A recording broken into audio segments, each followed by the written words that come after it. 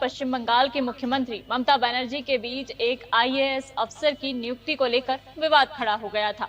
मोदी सरकार ने बंगाल के आईएएस अधिकारी अल्पन बंदोपाध्याय को उनके रिटायरमेंट के आखिरी दिन केंद्र सरकार को रिपोर्ट करने का आदेश दिया था, लेकिन ना तो अल्पन ने ऐसा किया और ना ही ममता ने उन्हें रिलीव किया। चीफ सेक्रेटरी जो बड़ा ब्यूरोक्रेट होता है उसको आप जस्ट बुला के लेते हैं। It never happens within these 74 years.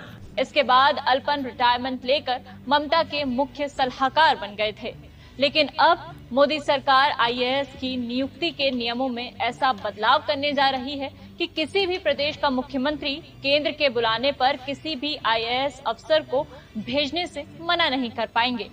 तो चलिए जानते हैं कि क्या है आईएएस की नियुक्ति को लेकर प्रस्तावित संशोधन और कई राज्य सरकारें इसका विरोध क्यों कर रही हैं।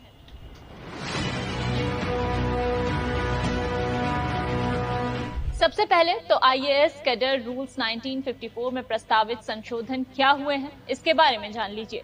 दरअसल केंद्र में नियुक्ति के लिए आईएएस की पर्याप्त संख्या में उपलब्धता का हवाला देते हुए मोदी सरकार ने आईएएस की नियुक्ति के नियमों में संशोधन का प्रस्ताव दिया है।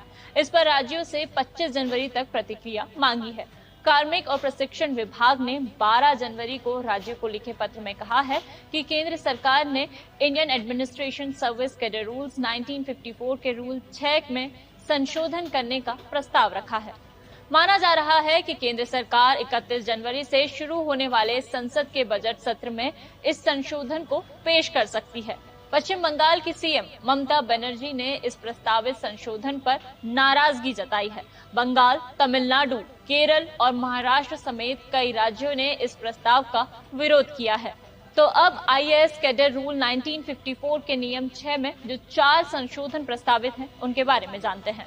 पहला, यदि राज्य सरकार अधिकारी को केंद्र में भेजने में देरी करती है तो अधिकारी को केंद्र सरकार की ओर से तय तारीख से राज्य कैडर से मुक्त कर दिया जाएगा। अभी आईएएस अधिकारियों को केंद्र में नियुक्ति के लिए राज्य सरकार से एनओसी लेनी होती है। दूसरा, केंद्र राज्य के परामर्श से केंद्र सरकार में नियुक्त किए जाने वाले अधिकारियों की वास्तविक संख्या तय करेगा और बाद में राज्य ऐसे अधिकारियों के नामों को पात्र बनाएगा। तीसरा, केंद्र और राज्य के बीच किसी भी असहमति के मामले में फैसला केंद्र सरकार की ओर से लिया जाएगा और राज्य केंद्र के निर्णय को एक तय समय के भीतर लागू करेगा। चौथा, विशेष स्थिति में जहां केंद्र सरकार को जनहित में कैडर अधिकारियों की सेवाओं की आवश्यकता होती है, राज्य अपने निर्णयों को एक तय समय के भीतर प्रभावी करेगा। तो ये थे आईएएस कैडर रूल 1954 के नियम 6 में प्रस्तावित 4 संशोधन, जिसका कई राज्य सरकारें विरोध कर रही हैं, क्योंकि उन्हें डर है कि अगर संशोधन पारित हुआ तो आईएएस